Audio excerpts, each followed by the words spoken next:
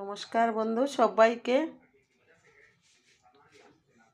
এই দেখেন আমি আর একটা নতুন ভিডিও বানাচ্ছি, আপনাদের দেখাচ্ছি। এটা ছোটো মাছের, এটাকে মকা মাছ বলে। এটার একটা রেসিপি বানিয়ে দেখাবো।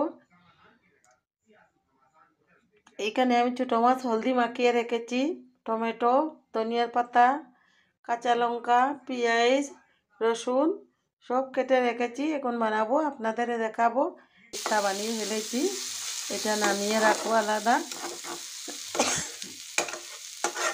তারপরে মাছ ফ্রাই করে আপনাদের দেখাবো, বলে দিচ্ছি।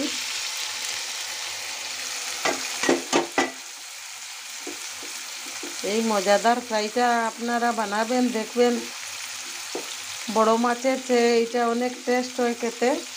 এই ছোটো ছোটো মকা মাছগুলা এরকমের বানালে অনেক টেস্ট হয়ে যায়।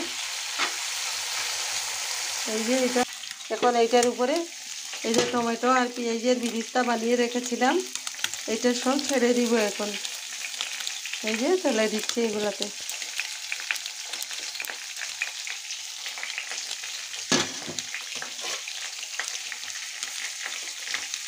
তার উপরে ধনিয়ার পাতা ছড়িয়ে দিব।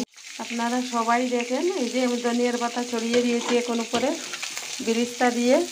এখন আমি এটাকে নামিয়ে দিব। অনেক টেস্টি ইয়াম্মি রেসিপি হয়ে যায়, আপনারা বানাবেন। আমরা তো খেতে থাকি এরকম বানিয়ে, আপনারা বানাবেন, দেখবেন খেতে অনেক ভালো লাগবে।